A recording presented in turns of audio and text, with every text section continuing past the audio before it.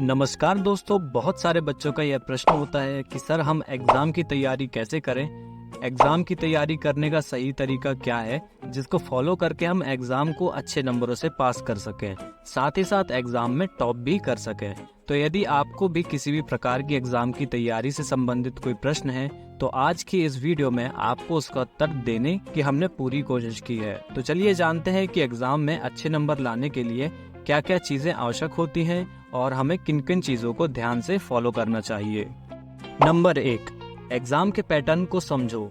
जी हाँ साथियों, बहुत सारे बच्चों की कॉमन गलती करते हैं, वे सब एग्ज़ाम के पैटर्न को समझे बिना ही अपनी तैयारी शुरू कर देते हैं, जिसके कारण उन्हें ये बारीकी मालूम ही नहीं हो पाती है कि आखिर एग्ज़ाम में किस सिलेबस से प्रश्न पूछे जाने हैं, सभी प्रश्न का फॉर्मेट क्या है, किन किन प्रश्नों को 2 नंबर, 5 नंबर या 10 नंबर में पूछा जा सकता है या पूछा जाता है। इन सभी बातों का ठीक से अनुमान और जानकारी एकत्रित करने के बाद ही बच्चों को अपनी तैयारी शुरू करनी चाहिए।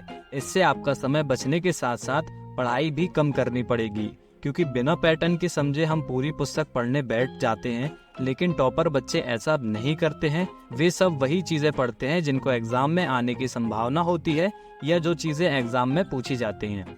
नंबर 2, सिलेबस को समझना सीखो। आप किसी भी एग्ज़ाम की तैयारी कर रहे हो, एग्ज़ाम के पैटर्न के साथ साथ आपको सिलेबस को भी समझना बहुत ज़्यादा ज़रूरी है, क्योंकि बच्चों आपका जो एग्ज़ाम पेपर तैयार किया जाता है वो पूरी बुक से तैयार तो होता ही है, मगर उसमें पूरी बुक का कुछ हिस्सा ही आपसे पूछा जाता है, क्योंकि आपकी पुस्तक से महत्वपूर्ण टॉपिक को ही प्रश्न के रूप में आपसे पूछा जाता है और बाकी चीज़ों को केवल समझने के लिहाज से छोड़ दिया जाता है।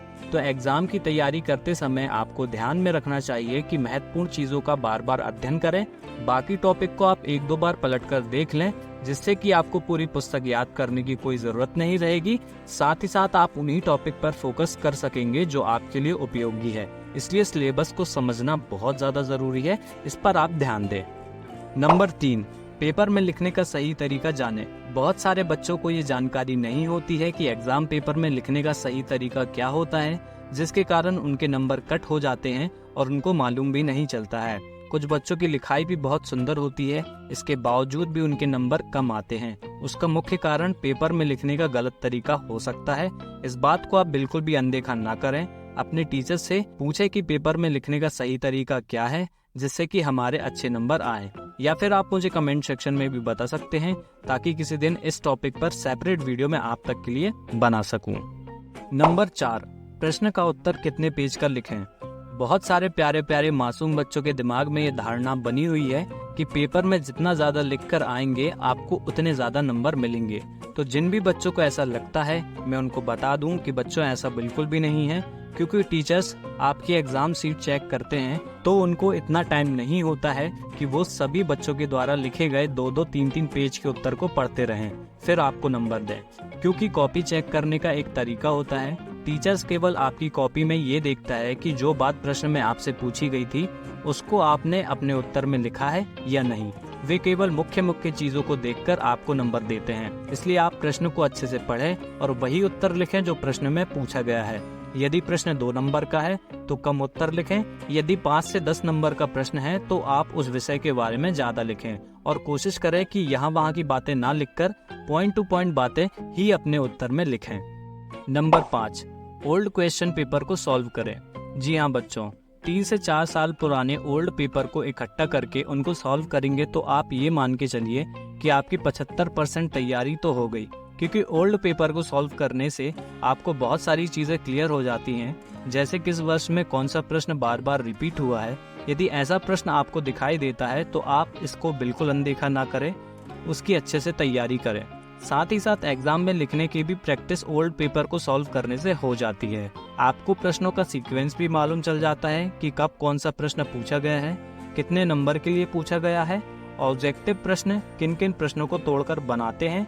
ये सभी जानकारी आपको ओल्ड पेपर सॉल्व करने से समझ आ जाती है। तो बच्चों, ओल्ड पेपर को अच्छे से सॉल्व करें और उसकी अच्छे से तैयारी करें। नंबर 6, ज़्यादा से ज़्यादा रिवीजन पर ध्यान दें। बहुत सारे बच्चे एग्ज़ाम की तैयारी तो बड़ी ज़ोर शोर से करते हैं, मगर रिवीजन के समय पर कमज़ोरी दिखाते हैं। सोचते हैं कि ये टॉपिक तो हमसे बनता है, और एग्ज़ाम के टाइम पर होता ये है कि वही टॉपिक भूल जाते हैं। इसलिए बच्चों, आपसे जो भी चीज़ें बनती हो चाहे नहीं बनती हो, उनका बार बार अभ्यास करते रहना चाहिए। जैसे कि एग्जाम के समय आप किसी भी कारण से तैयारी ना भी कर पाएं तो आपको दिमाग में वो सारी चीजें बनी रहें। इसलिए रिवीजन को अवॉइड बिल्कुल भी ना करें। ज्यादा से ज्यादा फोकस अपने रिवीजन पर रखना है और चीजों को अच्छे से समझकर बार बार रिपीट करते रहें, उनका अभ्यास करते रहें। आज की वीडियो में बस इतना ही। उम्मीद करता हूँ आपको ये वीडियो पसंद आई होगी। यदि आपको ये वीडियो पसंद आई है तो वीडियो को लाइक जरूर करें। साथ ही साथ आपने अभी तक हमारे चैनल को सब्सक्राइब नहीं किया है तो चैनल को सब्सक्राइब कर दीजिए। मैं मिलता हूँ आपसे अगली वीडियो में। All the very best to your golden future. जय हिंद, जय भारत।